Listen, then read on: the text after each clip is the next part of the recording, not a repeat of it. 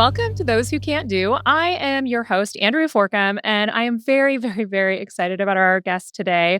It is Sharon McMahon, also known as Sharon Says So, America's government teacher and host of the award-winning podcast, Here's Where It Gets Interesting. Sharon, thank you so much for coming on today. Oh, thank you so much for inviting me. I'm excited to talk. So when did you move into kind of full-time being America's government teacher? Well, it started in the end of 2020, but I really started doing this more as a full time job in early 2021. So it's been several years now. Okay, because I have a vivid, vivid memory of, I think it was my little sister sending me your Instagram profile, and you were sharing data about the spread rates from the CDC of COVID. And I remember really specifically being so impressed with the way that you shared information in a time that was like just very fraught, like Hmm. everyone was very suspicious. People really struggled with trusting where information was coming from. And a lot of times people were sharing information online that wasn't vetted or anything like that. And you just so clearly explained where you were getting information. And I, you do this all the time, and just this is just for people who may not be as familiar with you. One of my favorite things that you do is you ask people from all sides how they feel about a topic, and then you present the information in a way that is not inflammatory. And I don't know of anybody else that does that. How did you come Hmm. to kind of build your audience and your community in a way that is kind of welcoming to people from both sides of the aisle? Thank you. Thanks for that. I appreciate that. And it's honestly from my time in the classroom, right? Like most teachers actually care a lot about critical thinking. Most teachers would rather have students who disagree with their viewpoint, but who can think critically about it and build a legitimate case for why they think what they think. I don't know any teachers who wouldn't rather have a really well written and researched paper that arrives at maybe a different opinion than they personally hold than a paper that is just like slapped together, parroting talking points that is relatively poorly supported. So to me, it's actually not a stretch. It's a skill that I have learned in the classroom. It's a skill that America's teachers are using on a daily basis, helping people learn how to critically think. And unfortunately, the rhetoric on the internet rewards the opposite. The Yeah. rhetoric on the internet rewards inflammatory, unsupported sensationalism. Yeah. That's the reward cycle. Is when you post something about well, actually, so and so is a lizard person, and Right. everybody's like, what? Oh my gosh, reshare. I had no idea. You know what I mean? Right. Like that drives the dopamine circuits in your brain and makes you want to do more of the same. But the opposite is true in most classrooms, right? Like if Yeah. you write on a paper, blah blah blah is a lizard person, you ain't getting a good grade on that. Right? Right. You're like, cite your sources. Where are you Right. getting this? Right. Like the opposite is true in a classroom. So anyway, that's how I learned to do it. It's just many years of teaching government especially in the Washington D.C. area where I was taught for a long time, where a lot of those kids, their parents work in government, Mm. and you have to just be very cognizant of all of the different myriad of viewpoints that are coming into your classroom, helping people think critically about those in a way that is that allows children to go home and have important conversations with their parents, but not feel like my teacher hates me because we disagree about the following topics.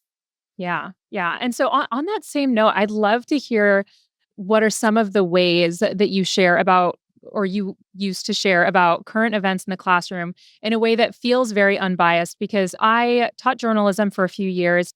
And so I remember having a really hard time finding like I would have them look at the news, but just simply choosing your news outlet was very fraught, Mhm, with a mhm. lot of belief systems. And if it's not the thing that their grandfather watches 24/7, then it's the other side. And they, get really stressed about that. So, what are some ways that history teachers and government teachers can kind of look at current events in a way that doesn't feel as fraught with bias? Mm. It's a great question. And it's a question that I know a lot of teachers wrestle with because they feel like anytime they bring up any current event, there's some group waiting in the wings, a group of parents or whatever, waiting to pounce on them to make sure that, like, if you said something that I disagree with, well, you're trying to indoctrinate my children. And so it can cause some teachers to shy away from even talking about important issues that are important to talk about in the context of government and history because they feel like people are out to make an example of them or to try to get them in trouble in some way. So one of the things that I think is important to do is actually teaching students to analyze news sources rather than trying to tell them exactly which ones they should listen to, because there is no news source that deserves your undying allegiance. Not one. Not a single news source deserves your for you to not critically examine what it is that they are saying. So some news sources, of course, have a better reputation for not having a heavy bias towards one side or the other. Some work harder to rein it in and to write the facts, and those are news sources that can be independently evaluated as, like, this does not contain a lot of inflammatory rhetoric. I think it's important.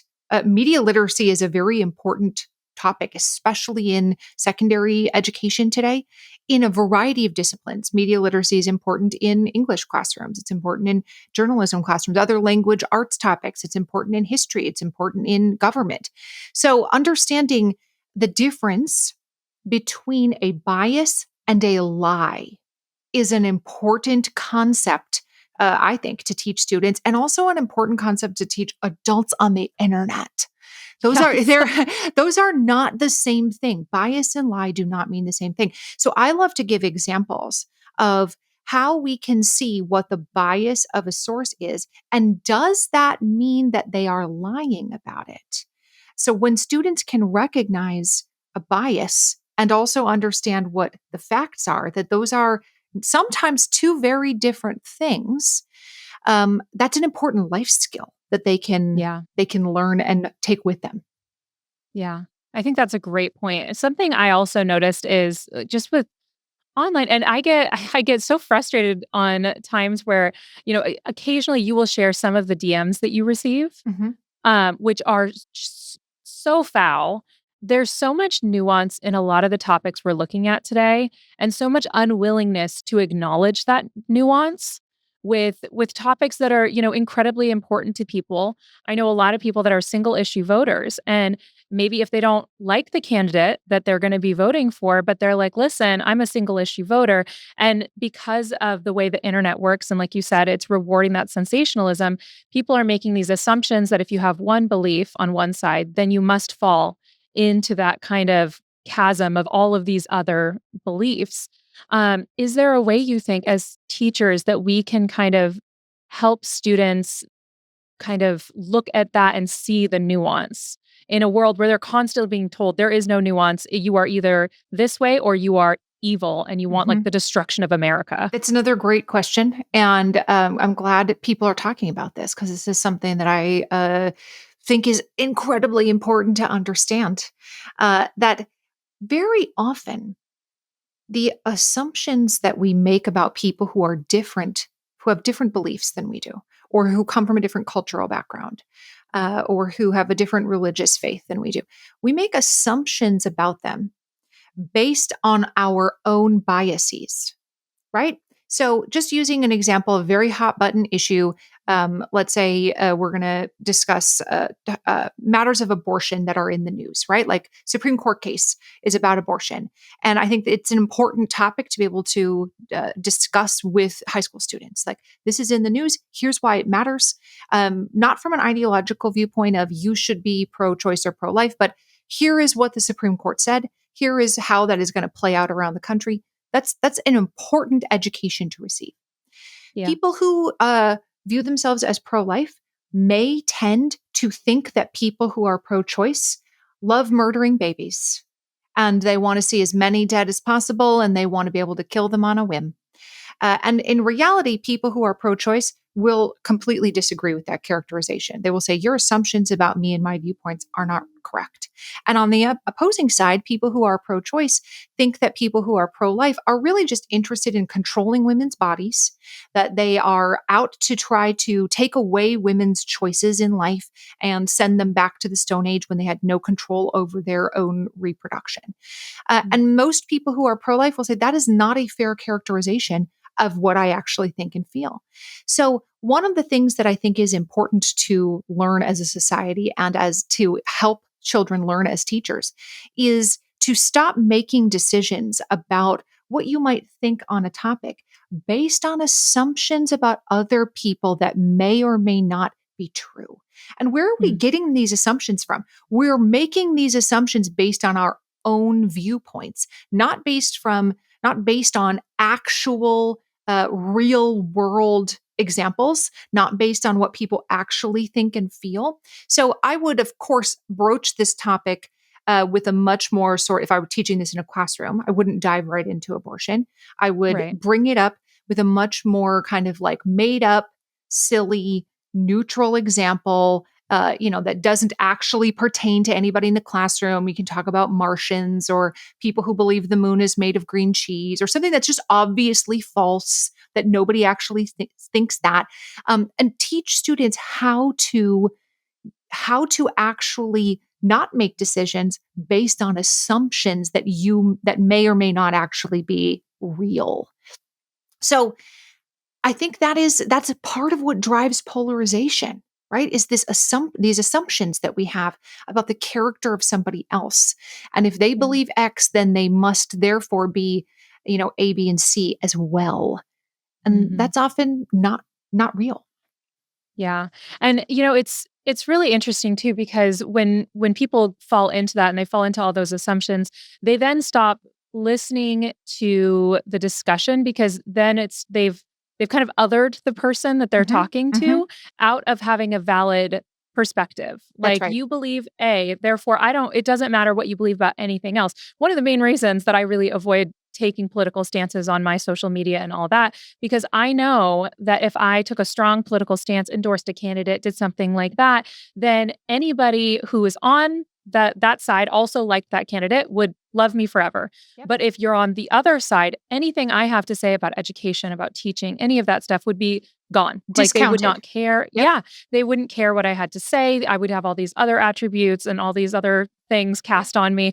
And it's really scary that, ideally we would all be able to say, here's, where I stand on these issues and still be able to sit down and have a conversation and like be able to come to some sort of agreement on other topics. I remember when I was in high school, I felt like that was very possible and it's gotten further and further away from that. Mm. Why do you think that is? Why do you think it's so hard for us now to be able to say like, well, cuz I remember even like hearing about like Bush and Clinton would like go golfing together Mhm. even though they were on other ends of the political spectrum. Mhm. Why do you think we're kind of where we're at right now? Mm. Yeah, that's $1 million question, and it's a very multifaceted answer, right? Lots of people like to just pin it on like it's the internet, it's social media, and that's undoubtedly a factor of it. Again, that dopamine reward cycle. I do think that as the United States political system has fundamentally changed over the last 10 years or so. This is going to be a very pivotal moment in historians of the future.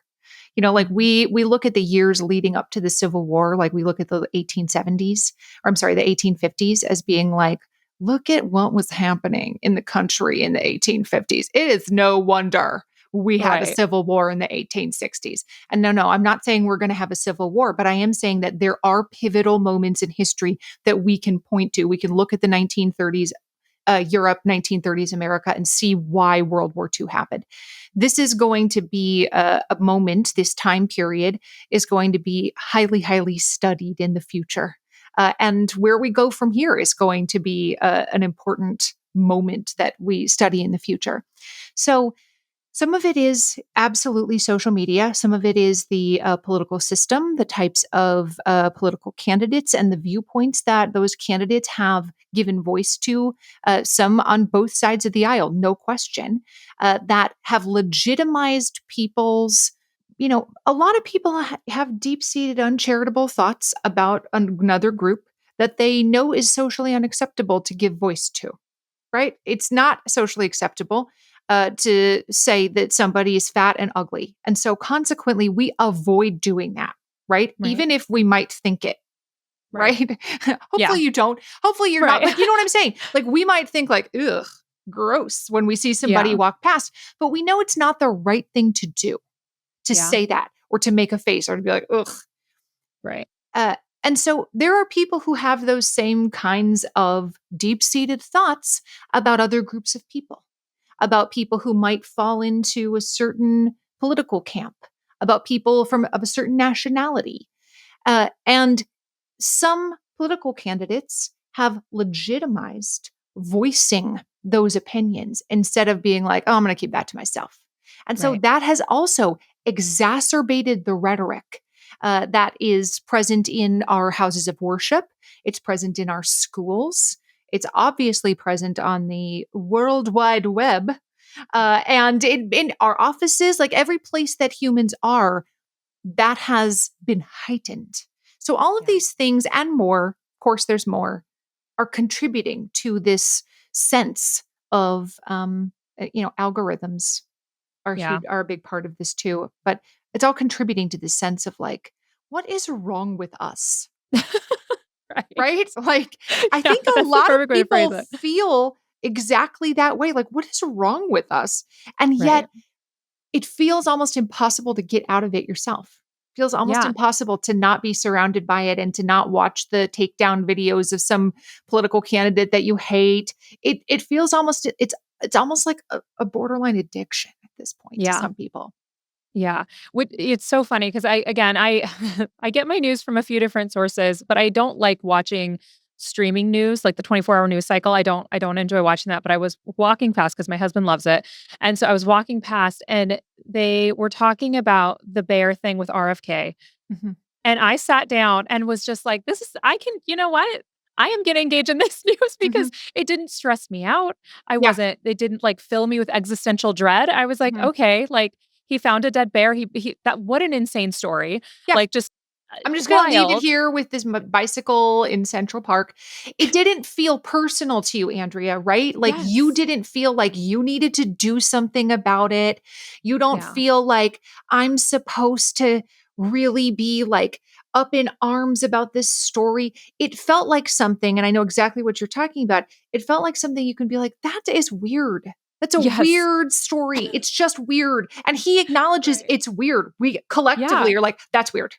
Yeah. Um, Everyone. yes, and so you didn't feel like, "Oh, no, if I'm on the wrong side of the RFK Bear story, my mom won't invite me to Thanksgiving," right? Like, you Yes. didn't feel that sense of, like, polarization. We all collectively felt the same thing.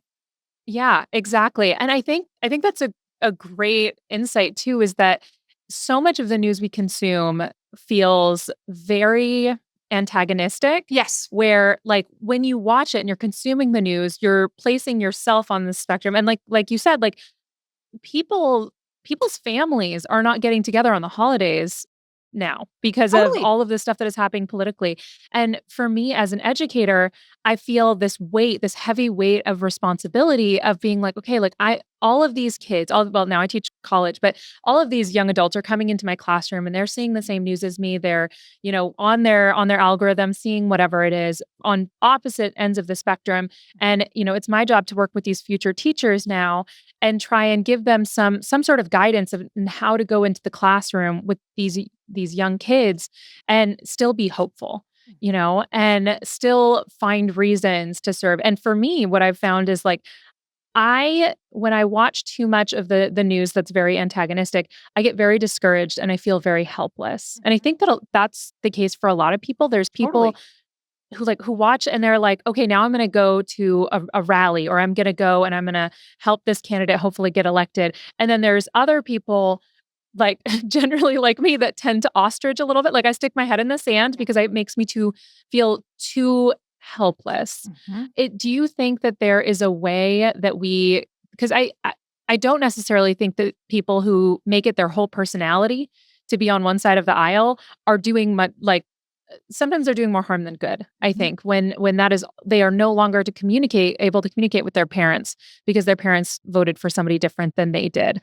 Um, do you think that there is a way for people to find that middle where we can kind of come back as a society and unify again? Because I keep hearing that on the news, like, oh, this candidate said this and that was really divisive, and this candidate said that. And we think they were trying to be unifying with that, you know? So I know Mhm. it's something that's kind of on everyone's minds. Totally. And the way that you feel is not unusual at all.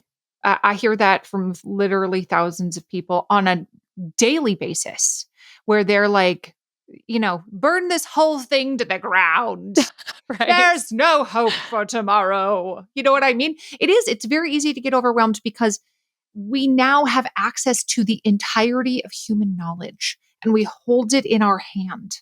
When at no time in human history has that ever been true, right? Yeah. Like our great great grandmothers were not we're not out there being like, well, I better form an educated opinion on whether it's okay for the son of an assassinated attorney general to dump a bear in Central Park.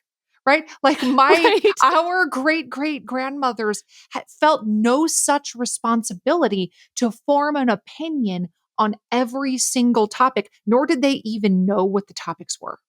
They Right. maybe Yeah. got the newspaper. They maybe read part of it, maybe. Yeah. And as society progressed, they maybe watched a 30-minute news broadcast every day. They maybe saw a newsreel at when they went to the cinema, but there Yeah. was no obligation in their mind to like become aware of everything that was happening everywhere in the world. And we have decided very recently in human history that it is in fact our job to know everything that is happening everywhere in the world. And I would challenge that assumption. I'm not advocating to like be uninformed, ignore suffering. That's not what I'm saying.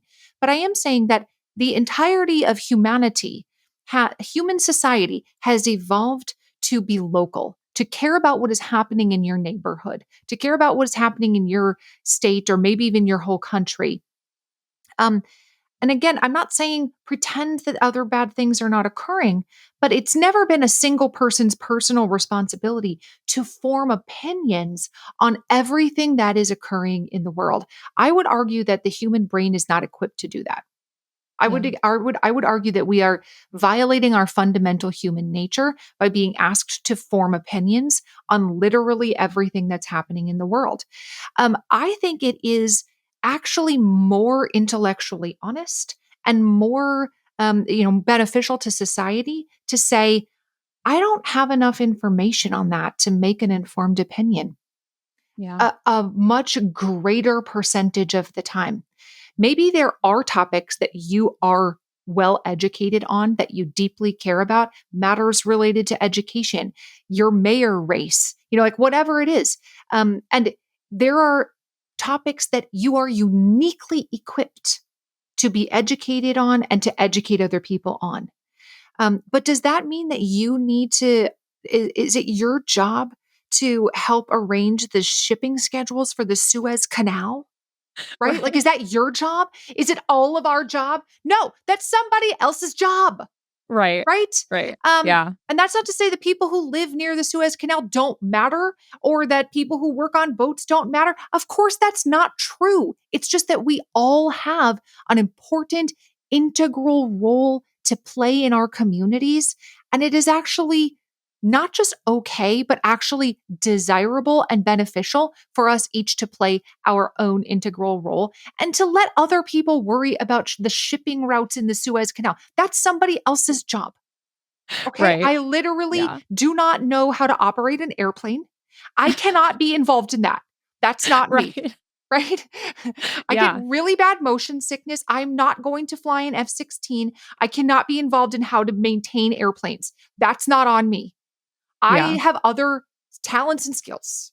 Yeah. That's not it. And I think that's so spot on too, because whenever, I have family members that get very upset about politics and stuff like that. And I'm like, I have to go and I have to teach a class of kids tomorrow or a class of young adults tomorrow. And my job is to try and make them as prepared as possible to enter the classroom to teach these other kids and make our society better through an educated mass of Yes. people, That's right? right. Like That's right. that's all I can do. Like I cannot control the vitriol online. I cannot control any of that. Like this is the piece where I feel like I'm making a That's difference, right. you know? That's right. And I think it's really beautiful to think about it in that way because I know for me, like I spiral and I start thinking like, oh my gosh, like what kind of a world are my kids going to grow up Mhm. in? What are they going to see as like what their, priorities are in society and all of that.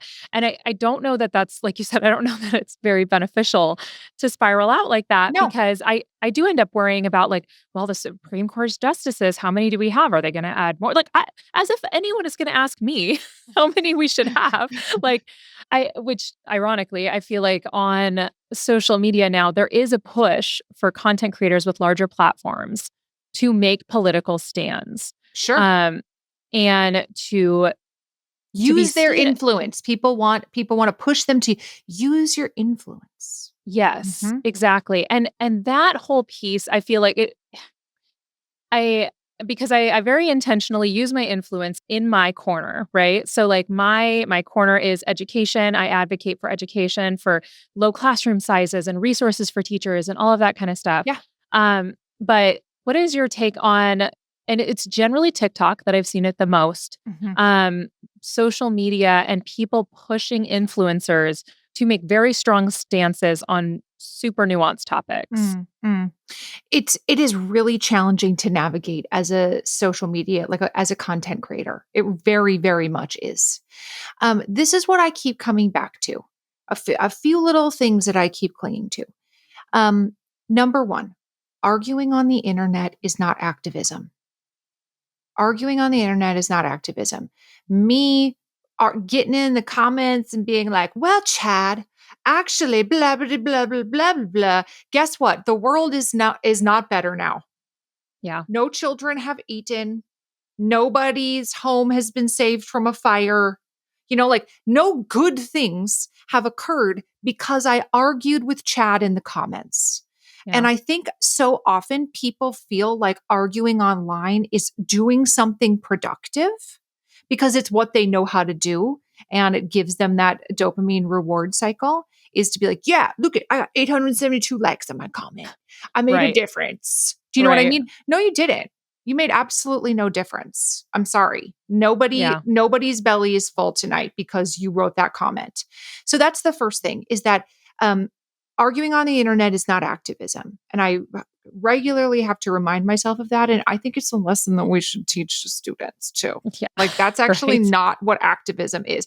Imagine if Martin Luther King spent all his time replying to Chad on Instagram. Right. You know what I Right. mean? Yeah. Actually, Pam, I'm Right. sorry. That is not, do you know what I mean? Like if Yeah. imagine if instead of our organizing marches and sit-ins and bus boycotts, he spent all of his time, he lived in the year 2024 and he spent all his time replying to people on Instagram.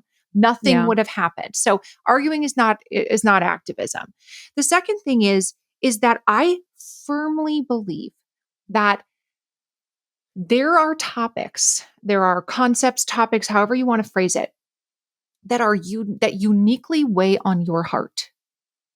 For some of us, it is international conflict. For some of us, it is natural disaster relief. For some of us, it is getting microplastics out of the ocean. For some of us, it is educating 6-year-olds. For some of us, it is literally feeding the hungry at a homeless shelter. Whatever it is, there are topics that uniquely weigh on your heart. And I would argue that those topics uniquely weigh on your heart for a reason, right? Like that is tied to your purpose and your calling. Those topics are. Yeah. Nobody can do it all, and that's actually beneficial. Any person who thinks they can do it all becomes a dictator. Okay. Yeah. Right. Right. Like if somebody thinks they can do it all, like run away from that person. That's a bad guy. So Yeah. nobody can do it all, but all of us can do something. right? Nobody is absolved of responsibility, but nobody has all the responsibility. So I think that we are better off caring deeply about the things that weigh on our heart and to do things other than argue with people online. Because that's not activism. Arguing online is not Right. activism. Yeah. um, doing things where we are with the resources available to us. And the resources available to us will change throughout our lives. If you have a newborn baby, the resources available to you are literally physically, mentally, etc., are different Right. than when Right. you have a 12-year-old. Yeah. I have a very large platform.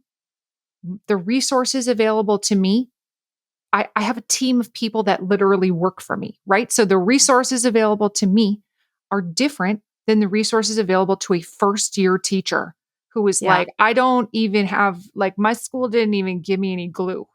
Right. Okay. Yeah. um, the resources available to that person are different. And again, I'm not talking just about monetary resources. I'm talking about like your knowledge, your understanding, your capability, your experiences, your life circumstances. If your husband is literally dying of cancer right now, your resources are very diminished because you're Yeah. focusing on that. And so your resources will change throughout your life. And that's also normal and good and acceptable. That's also Yeah. like we take on this burden of, if I'm not running if I'm not sprinting until into the casket at the end of my life, I've done it wrong, right? Right. Like if you have not if you're not running full tilt towards a brick wall, then you're not doing it correctly. That's what some people would have you believe. And Mhm. I think that it's incumbent upon us to reject that idea. That's actually Yeah. not productive for humans to exist that way. And that's not how humans make good things happen. Yeah. That actually is a perfect place for us to take a quick break because we're going to talk about some of the good things that Sharon has done with her platform when we come back from this quick break. Welcome back to Those Who Can't Do. So, before the break, I teased that we were going to talk a little bit about some of the things that Sharon has done with her platform. And it's Sharon Says So on Instagram is the main one, right? And you have how many followers do you have now? I know it's over 1 million. Almost 1.2 million. Yeah. Mhm. Yeah, and the coolest thing to me and there's so many times that, like, I'll go over to the stories and, see that you've, basically put it upon the, governors, which is the name for your followers, to help in some corner of the world, and in a way that is not commenting on a post, um, but instead is solving real world problems for people. Can you talk a little bit about the hospital debt campaigns that Mm. you have done on your page? One of the topics that is near and dear to my heart, because again, we all have different lived experiences. We all care about different things. Is related to medical debt. My husband, 4 years ago, had a kidney transplant, and my mom actually donated one of her kidneys to a stranger, so my husband could get a kidney from a stranger. And I'm very, very well aware how medical issues impact all of us. It's not a respecter of persons, right? Like, it can happen to anybody. Anyone can have a baby in a NICU or have a car accident. And so many people have thought, like, I thought I was set up with insurance, or I'm 22 years old and haven't even started my first job yet. I don't even have insurance. And find themselves in a really horrific situation outside of their own control, and have left that situation saddled with enormous medical debt, right? Through no fault of their own. And it's very uniquely American problem. This is not a problem in other places in the world. Right? And there is an organization that I've partnered with they've called Undo Medical Debt. They used to be called RIP Medical Debt, but they recently changed their name to Undo, like UNDUE. And what they do is they buy debt on the debt market, And instead of acting like a bill collector who then sends you a letter who's like, this is a attempt to collect a debt. You know what I'm talking about? Where they're like, Yeah. pay us $5 million. Instead of doing that, they forgive the debt. And so because they are able to purchase debt at a discount, because this is how it works, every dollar that you donate is able to forgive on average $100 of medical debt. So So crazy. it's crazy. We have now partnered with this organization on several different occasions and have forgiven as a community, have forgiven over $300 million of medical debt in the United States, which is it's really cool. It Yeah. really is. It is Yeah. incredible. Mm. So I guess I never knew that there was such a thing as a debt market where entities can buy and sell and the idea is basically like this person owes me $1,000 and it's costing me money to keep chasing them down, so I'm going to sell it to somebody else for $100. That's exactly right. And that's what happens when your bill gets sent to collections. When people are like, we sent it to collections, what they mean is they have sold it to a third party. And that third party then makes money by trying to get you to pay them instead of paying the hospital or paying your credit card company or whatever it is.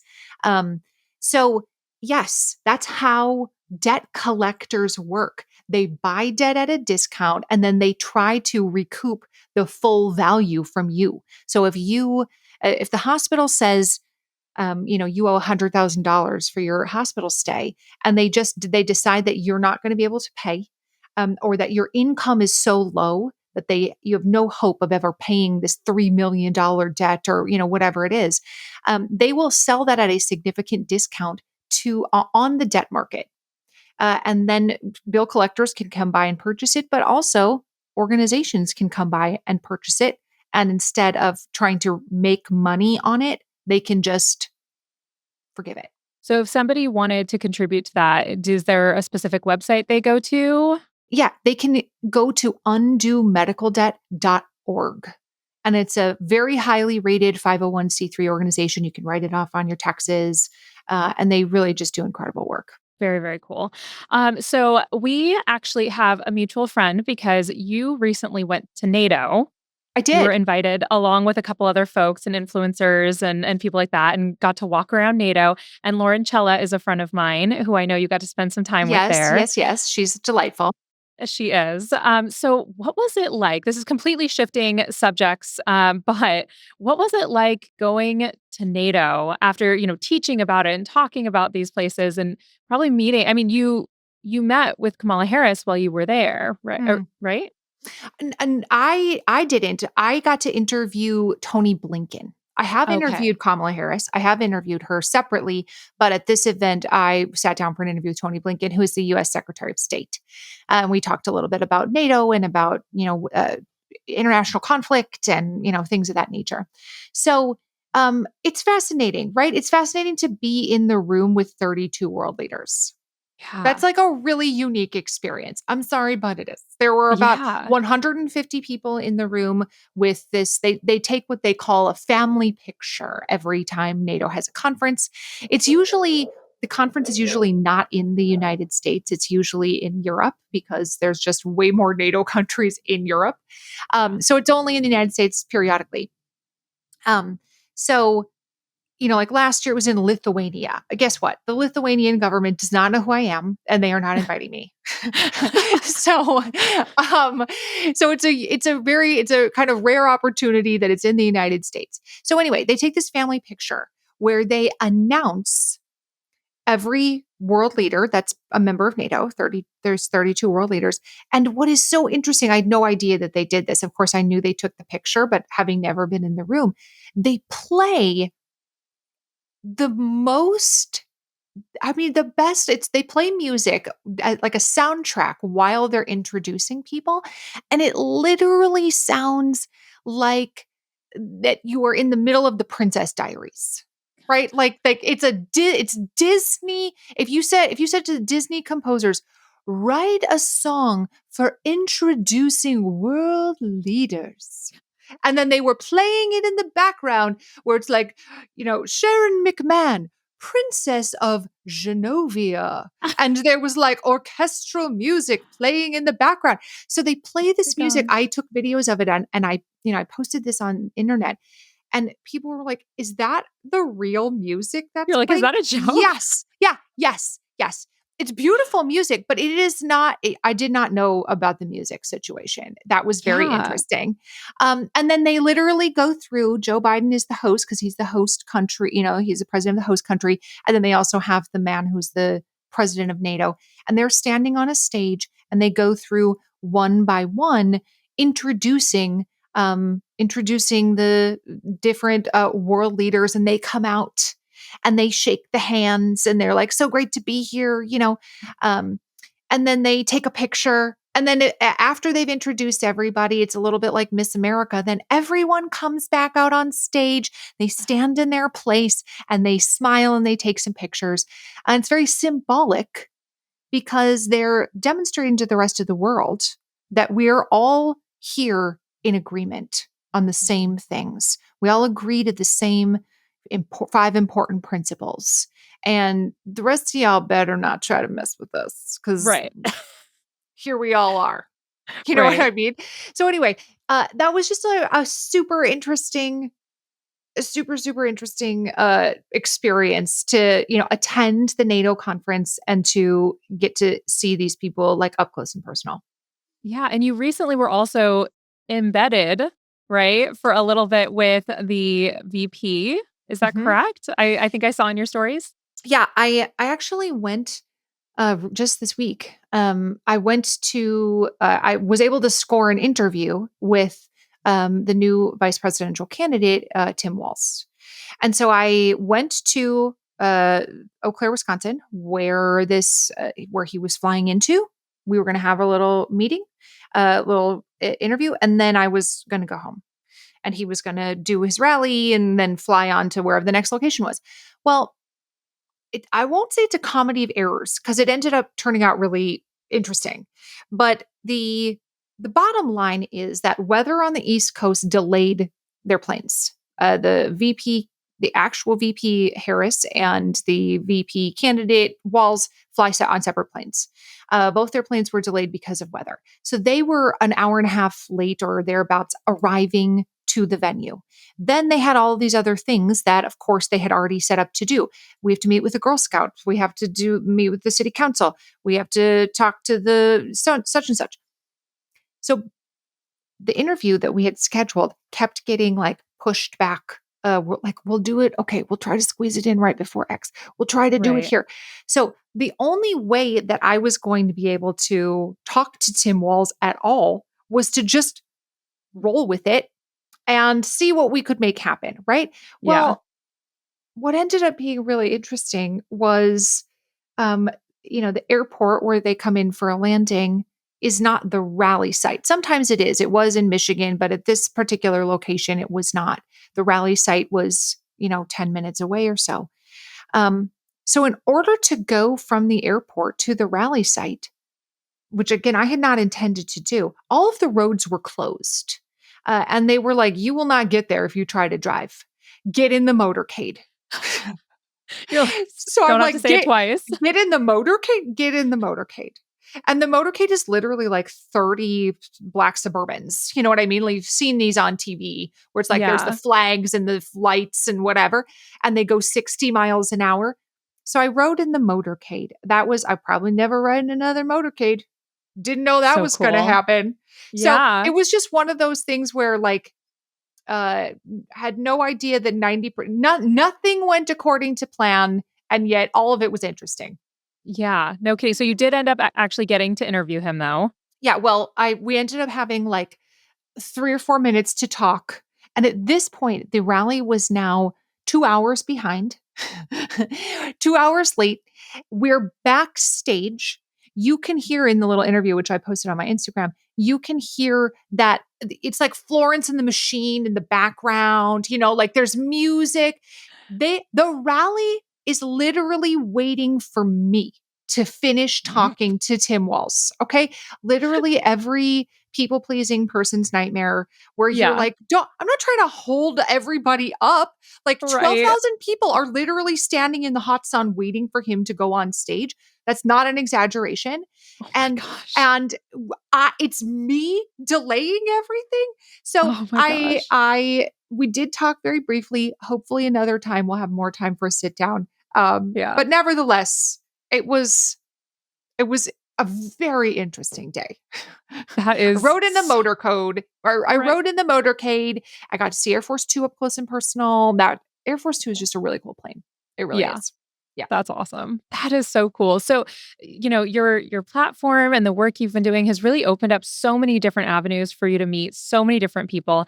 Has Mm, there been anybody that you have met that surprised you with maybe mm, being like super courteous, super kind, super normal? Because I think we all have these ideas of, these people in power not being normal because they are in the public eye so much. Was there anyone mhm, who you've met that you've been like, wow, that is unexpected? mm. Well, this is somebody that nobody will probably nobody will know who this is, but I did get to meet with a defense minister from Lithuania, and when I was at NATO, and she was incredible. I was like, this woman has got it going on.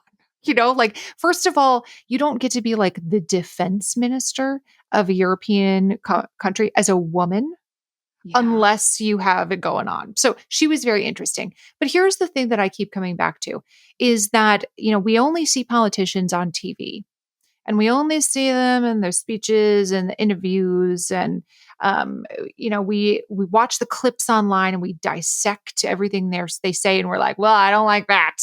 Right. Like we have a million opinions about them. But if you ever sit down to talk with a politician, and you are able to get past these, build enough rapport with them that you can have some kind of back and forth little bit of banter, Yeah. um, you will be surprised at real these are just people. Yeah. These are just people who have made different life choices than you and have ended up in a position of power, in the same way that if you were to sit down and talk to your city council member or your school superintendent or your school principal, these are just human beings. Yeah. And the same is true of all of our elected leaders. They're just human beings. Um, Many of them have very like funny quirks about them. They're just like, it's just it's just interesting. That's all it Yeah. is. Yeah. I've had dinners with governors who are like, let's go to this pizza restaurant. And my favorite pizza topping is X. Didn't know that. Didn't see that in Yeah. any of your campaign speeches. You know what I mean? Yeah. It Didn't is know so that. funny. I feel like we kind of like make them kind of one-dimensional ideas, and then when you Totally. meet people like that in person, you're like, "Oh, you also just, have a favorite pizza topping and, Yeah. like You like are." to drink sparkling water with your pizza instead of still water. Interesting. Exactly. Didn't know that. Right? Right. Yeah, Yeah. I they're love just that. people. We need to stop putting elected officials up on some giant pedestal. They have important jobs. They should be held accountable to the voters for the important jobs that they're doing, but they are literally human beings just like Yeah. you are, and they Yeah. need to stop being deified or put on some giant untouchable pedestal. They're just humans. Yeah. Yeah. So one of the things I do with my podcast is we get questions from listeners, and then my guest and I try and do our best to give some advice. And this one I think kind of goes with the thread of what we've discussed today. But this question came from California. The teacher asked, "How can a new teacher stay defiantly hopeful and keep teaching if they are asked to teach four preps, are given no content, have extra duties, and no collaboration, and it seems hopeless?" Oh my goodness. I can feel how overwhelmed that person is. I can feel it. I've taught in California, and California schools are wonderful. My grandfather was also a teacher in California. But I also was very overloaded as a California Mhm. teacher. I had 180 students. I didn't have four preps, but I did have three. Listen, my school in a very middle class neighborhood in the Bay Area of California had no hot water, nor did it have any textbooks. Because all of the textbooks had been destroyed during a water main break in the textbook storage room. And textbooks are tremendously expensive. Yeah. People outside of education have no idea, like, why would that book cost $300? Right. Right? Like, they are tremendously expensive. And if you have not budgeted to To replace replace them, all you're not the getting them. textbooks in the school, all the school's textbooks, all, right? Like, Astronomical. it's truly astronomical. So it had no textbooks. We also had a $15 a month per teacher copying budget. Oh, And there was one person whose job it was to make copies.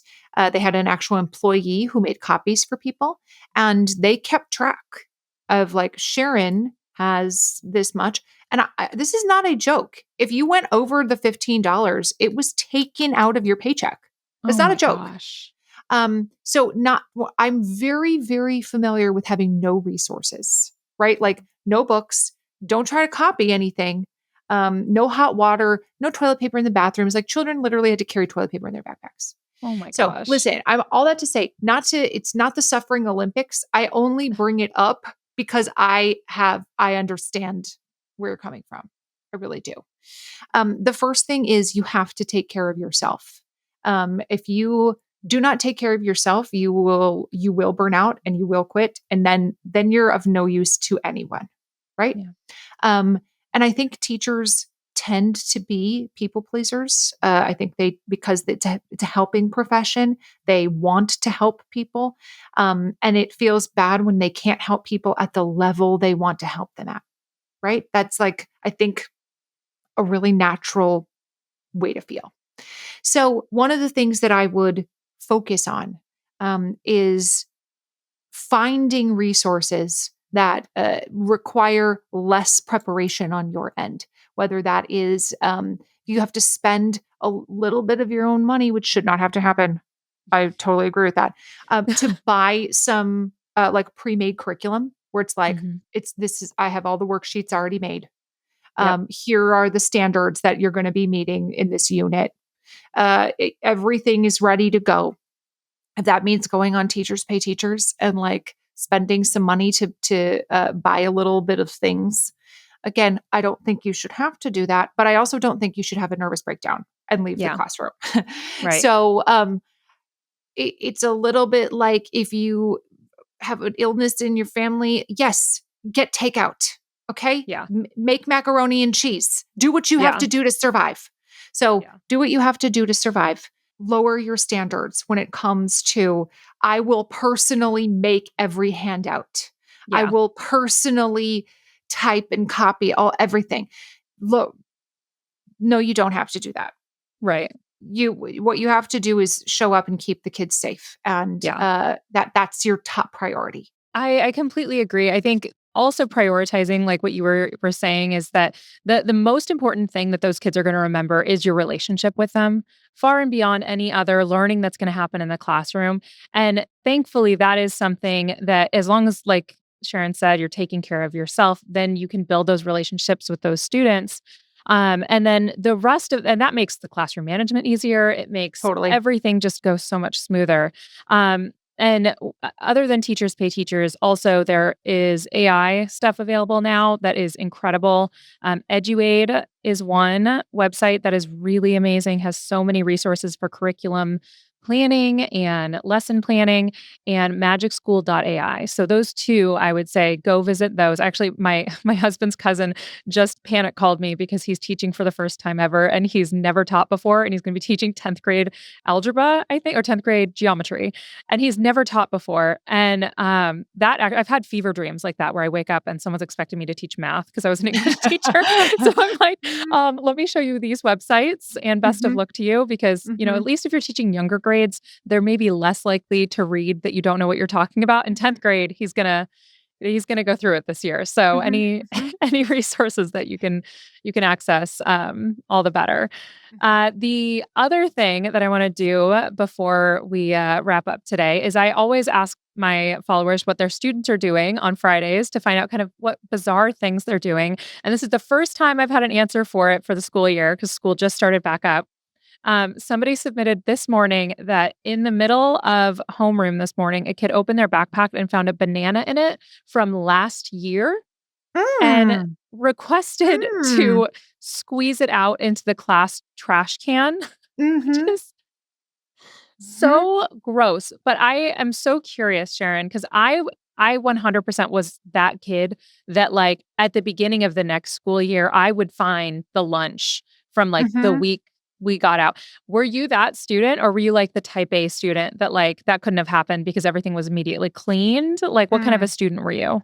No, I definitely my mom would never have let me, my mom was a clean person, so she would not have allowed me to do that, but I have a child who's like that, who would be like, I found my banana, and then we smushed it up, and it was, like, so slimy and disgusting, it was amazing." Like, one of Yeah. my children would do that.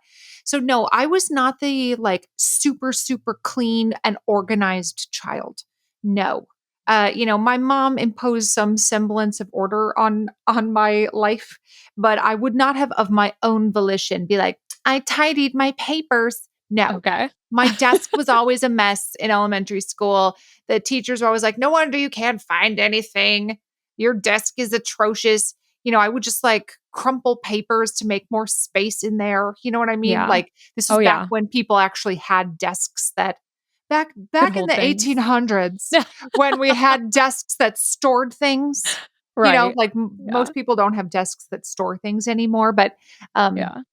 when I was in elementary school, my desk was not cute. Oh, yeah. No. I Mm-mm. remember several times there would be, like, an apple, a half-eaten apple, like, shoved in the back. Like, Mhm, there's papers. We had it was, like, layers of, it was the rotten fruit and then some mhm, papers and staples and all of that. So, mhm, mhm. before I let you go today, can you please share where people can find you, anything about your new book, which I pre-ordered immediately, by the way, that you have coming out soon, and your book tour and all of that? Thank you. Listen, thank you for asking. You can find me on Instagram at Sharon Says So. I have a book coming out on September 24th that is called The Small and the Mighty: 12 Unsung Americans Who Changed the Course of History. And a bunch of the people in this book are teachers. Yes. And this book, in many ways, is a love song to teachers. And as a longtime teacher, of course, I am very well aware. You don't need to tell me how much teachers matter. But this book illustrates, hopefully, in ways that the average person would maybe not even be able to grasp the magnitude of difference that a single teacher can make, not just in a student's life, which is important. One student's important, right? Yeah.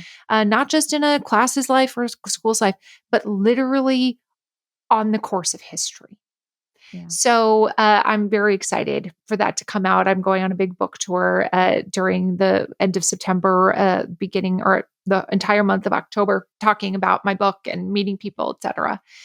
You can also get my daily newsletter at thepreamble.com, and just get a free, interesting newsletter in your inbox every day about important topics.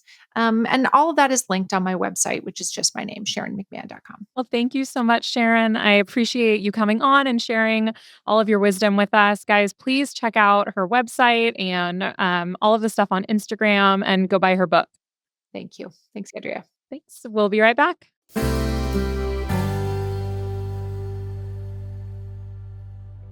Welcome back to Those Who Can't Do.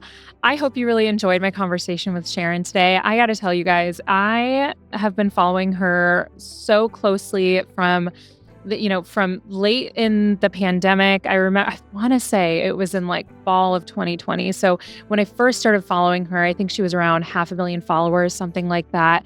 And the way that she uses her platform is just so powerful and inspirational to me because she takes the time to really dive in and provide nuance on topics that people are very polarized about. And that can be really really challenging to do when you have a platform the size of platform that she has. So I admire her so much for that. I admire her for the way that she, has worked on the medical debt. And that's only one of the things, by the way. If you look at her website, she goes into pointing out all of these other things, other resources that she's provided through crowdsourcing from her followers. I mean, it's really inspirational. And I just am so glad that she came on and shared her wisdom with us today. I hope you guys really liked it. If you have thoughts about what we talked about today, or you have any suggestions for people who should come on, you can email me at andrea@human-content.com, or you can contact me on Instagram or TikTok at educatorandrea, or you can contact the Human Content Podcast family at Human Content Pods. And thank you so much for those of you who have left reviews. As always, they make my day, they make my week. Just like, I'm going to have to try and read this name. Okay.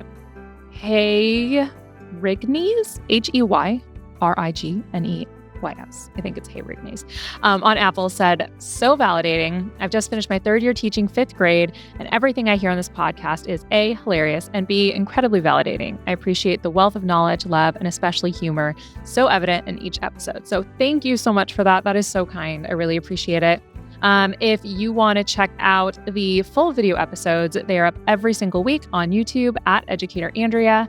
Thank you so much for listening. I am your host, Andrea Forkham. A very special thank you to our guest co-host today, Sharon McMahon. Our executive producers are Andrea Forkham, Aaron Corney, Robbie Goldman. I'm keeping it. And Shanti Brook. Our editor is Andrew Sims. Our engineer is Jason Pertizzo. Our music is by Omer Ben-Zvi. Recording location is Indiana State by College of Education. To learn more about our Those Who Can't Do's program disclaimer and ethics policy and submission verification and licensing terms, you can go to podcasterandrea.com. Those Who Can't Do is a human content production.